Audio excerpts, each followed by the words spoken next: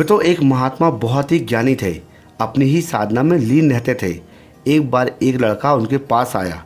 उसने उनसे अपना चीला बना लेने के लिए पुरजोर प्रार्थना की। महात्मा जी ने सोचा, बुढ़ापा आ रहा है, एक चीला पास में होगा तो सहारा बनेगा। ये सोचकर उन्होंने उसे चीला बना लिया। मित्रों, चीला बहुत ही चंचल प्रवृत्ति का था। ज्ञान ध्यान में उसका मन नहीं लगता था। दिन भर आने जाने वालों से बातें करना और मस्ती करना उसका समय व्यतीत हो जाता था। गुरु ने कई बार उसे समझाने की चेष्टा की, लेकिन सफलता नहीं मिली। एक दिन चीला महात्मा से बोला, गुरु जी, मुझे कोई चमत्कार सिखा दो। गुरु ने कहा, बस चमत्कार कोई काम की वस्तु नहीं है।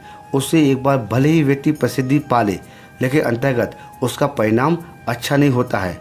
पर चीला अपनी बात पर अड़ा रहा। मैं तो बाल हट के सामने गुरु जी को झुकना पड़ा।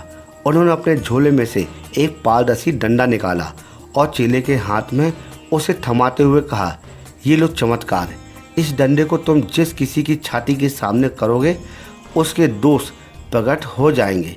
चीला डंडा को पाकर बहुत प्रसन्न हुआ। मैं तो गुरु ने चीले के हाथ में डंडा क्या थमाया, मानो बंदर के हाथ में तलवार थमा दी। कोई व्यक्ति आश्रम में आता, चीला हर किसी के सीने के सामने उस डंडे को घुमा देता। फलस्वरूप उसी कमजोरियां उसके सामने प्रकट हो जाती और चीला उनका दुष्प्रचार शुरू कर देता। गुरु जी को सारी बात समझ में आ गई। एक दिन उन्होंने चीले से कहा, एक बार डंडा अपनी ओर घुमाकर देख लो, इसमें स्वयं का परीक्षण हो जाएगा कि तुम आश्रम में आकर अपनी साधना में तुमने कितनी प्रगति की है। चीले को बात जची।